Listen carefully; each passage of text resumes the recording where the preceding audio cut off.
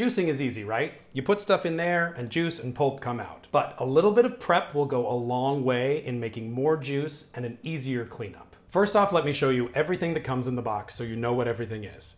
You've got the base, the juice cup, the auger, this is what crushes everything up to pull the juice out, the pusher, 2 cups, the hopper, this is really great for when you're making nut milks because it works like a funnel, the cleaning brush, which has a chisel on the end for cleaning out the pulp spout, and the juicing attachment. If you got the deluxe version, then there are going to be 2 attachments, 1 juicing attachment and 1 frozen treat attachment. The frozen treat maker has a snowflake on the spout. Now let's take the juicing attachment and put this all together because we're gonna do some juicing. Putting it together is really easy. You just wanna make sure that all the parts fit together tightly.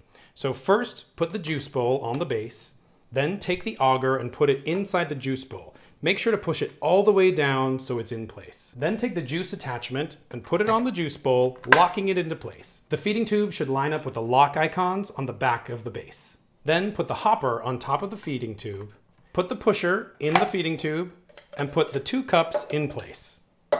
That's it, you're ready to juice. A good general rule is that you want to cut your fruits and vegetables into 1-inch chunks before you juice them.